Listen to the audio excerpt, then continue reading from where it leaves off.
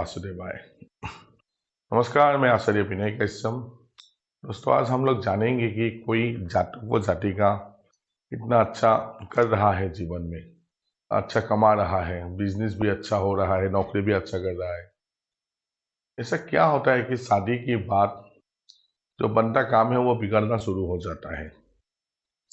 नौकरी अचानक चला जाता है, कारोबार में घाटा होता है। ये क्यों होता है, उसके बारे में आज हम लोग जानेंगे। ये किस तरह देखा जाए उसके बारे में जानेंगे, ठीक है। तो आज का वाई डाउनफॉल आफ्टर मैरिज आज का टॉपिक है। वाई डाउनफॉल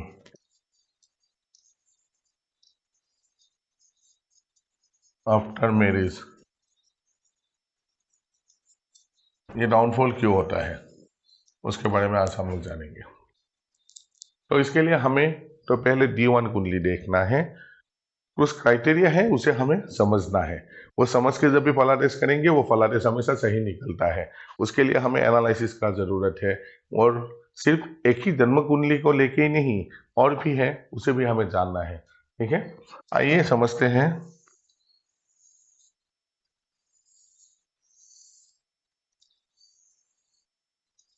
ये है D1 कुंडली, जिसे हम लग्न कुंडली कहते हैं। लग्न कुंडली क्या? जातक के जन्म के समय पूर्व सिटीज में जो भी राशि उदित होता है उसे लग्न कहते हैं, ठीक है। तो इसी से ही सब कुछ देखा जाता है, D1 जिसे लग्न कहते हैं। इसमें हमें क्या क्या भाव इंपॉर्टेंट है? फर्स्ट और 7 भाव। ये फर्स्ट हाउस जो है, फर्स्ट हाउस जातक जो है सेल्फ होता है, और 7 भाव जो है वो स्पाउस का भाव होता है।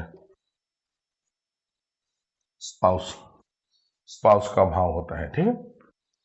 यहाँ पे हमें क्या देखना है, ठीक है। यहाँ पे हमें देखना है कि पहला लॉर्ड और 7 लॉर्ड ये क्या स्थिति में है। हमें क्या क्या चाहिए? फर्स्ट लॉर्ड, 7th लॉर्ड और पापी प्लेनेट, पापी ग्रह। पापी ग्रह क्या क्या हुआ? शनि, राहु, केतु। ये कंसीडर हमें करना है, ठीक है। और साथ ही साथ और एक कंसीडर क्या करना है? सारे सती चल रहा है क्या? सारे सती। ये सारे सती में अचानक कुछ ऐसा हो जाता है कि जातक व जातिका का प्रॉब्लम शुरू हो जाता है। तो यहाँ पर हमें क्या देखना है कि पहले हमें देखना है कि लग्न लॉर्ड, लग्न पे हमें सर्वाष्टक वर्ग में क्या देखना है कि इसमें अगर 28 से कम बिंदु हो, ठीक है, और 7th हाउस में भी अगर 28 से कम बिंदु हो। और यहाँ पर देखना है कि 7 लॉर्ड जहां पर है, कुंडली में कहीं पर भी हो सकता है। 7 लॉर्ड यहाँ पर सपोज 10th हाउस में है, अगर 10th हाउस में भी 28 से कम हो, और लग्न लॉर्ड जहां पर है, सपोज लग्न लॉर्ड 3rd हाउस में है, यहाँ पर अगर 28 से कम बिंदु हो, तो ऐसे जातक व जातिका का क्या होता है कि शादी के बाद अगर उस समय सारे सती चल रहा हो, और 7th हाउस में कोई भी पापी प्लेनेट हो, जैसे शनि, राहु, केतु, या क्या, या तो शनि,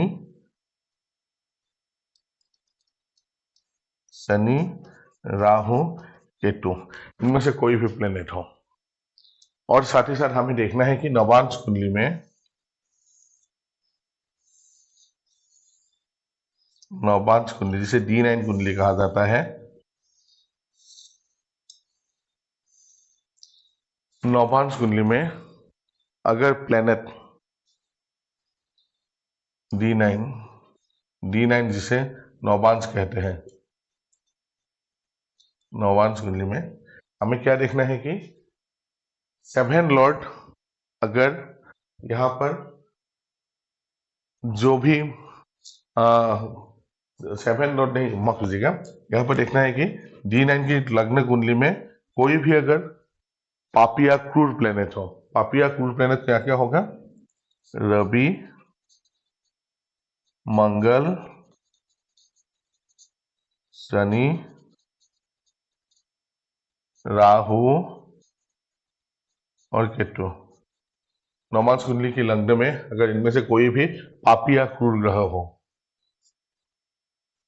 पापी और क्रूर प्लेनेट हो, तो ऐसे जातक को जातिका का क्या होता है, शादी के बाद तुरंत ही क्या होता है, नौकरी से हाथ धो बैठता है, वो चलता हुआ कारोबार बंद हो जाता है, जातक के जीवन में बहुत सारा समस्या लाता है। लेकिन उसमें क्या देखना है कि साढ़े सती को हमें कंसीडर करना है। अगर साढ़े सती चल रहा है, अगर साढ़े सती नहीं चल रहा है तो जो डिस्टरबेंस है वो थोड़ा कम होगा। लेकिन साढ़े सती अगर चल रहा है जातक का तो तुरंत से इफेक्ट होगा। ठीक है, तुरंत से इफेक्ट होता है। वो इफेक्ट सबसे ज्यादा कब होगा, अगर 7 लॉर्ड की दशा अंतरदशा चलता है। 7 लॉर्ड का दशा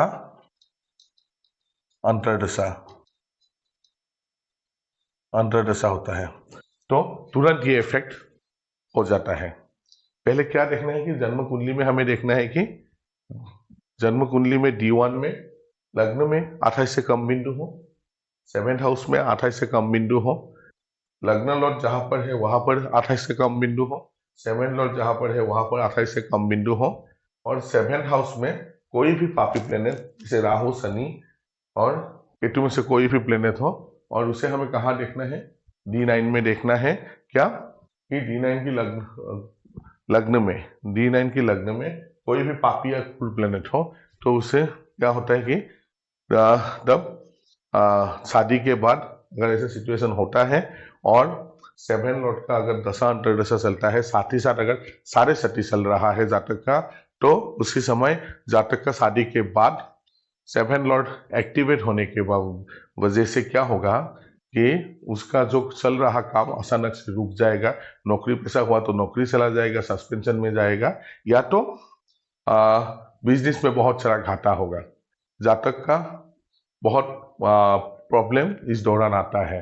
हमने इसे कोई कुंडली में देखा है। तो इस तरह हम जान सकते हैं कि जातक व जातिका का शादी का बाद क्यों डाउनफॉल शुरू हो जाता है।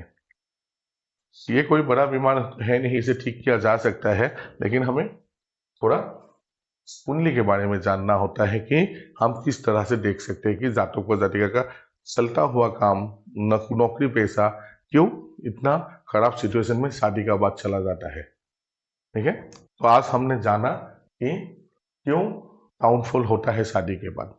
इस तरह मजेदार और अच्छे टॉपिक आप लोगों के सम्मुख में लाता रहूंगा।